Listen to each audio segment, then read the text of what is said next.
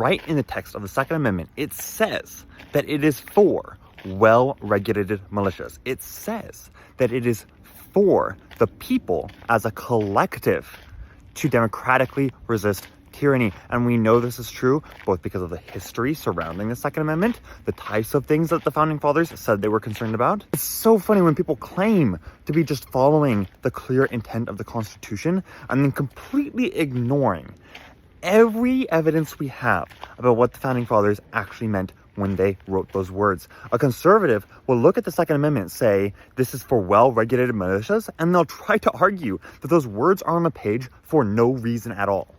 They'll try to argue that the Second Amendment specifies well-regulated militias for literally not a single reason, because what the amendment actually protects, according to conservatives, is the right for lone wolf terrorists to shoot up schools, the right for individual people to own weapons of war, and individually mentally unstable people to massacre their fellow citizens.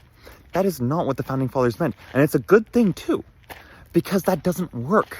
You do not have a right to be able to murder your fellow citizens. All the evidence we have, all of it, shows that when there is armed resistance that is not preceded by democratic resistance and democratic institution building, it fails to produce a free country.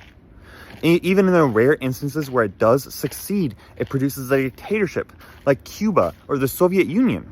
You can't talk about an individual right to bear arms when that is not protected in the Constitution, and it also makes no sense. Because if you truly believed, and this is how you know, by the way, the conservatives are full of crap, because if you truly believed that there is an individual right to bear arms, then you believe that the Constitution guarantees you the right to a rocket launcher, to an anti-tank gun, to an anti-aircraft weapon, because all of those are obviously arms. And the Second Amendment is so clear, right, according to conservatives, the Second Amendment is so clear that the state cannot infringe on your right to own weapons of war. It cannot infringe on your right to own guns. Or even more broadly, I mean, arms technically is a broader class of category than just guns. You should be able to own landmines. You should be able to own nuclear weapons, because all of those things are arms. All of those things are things that you could hypothetically use to defend yourself against a tyrannical government. Yet conservatives don't argue this. Why? Because it is completely batshit insane. Individual people should not be allowed to own weapons of war. Obviously.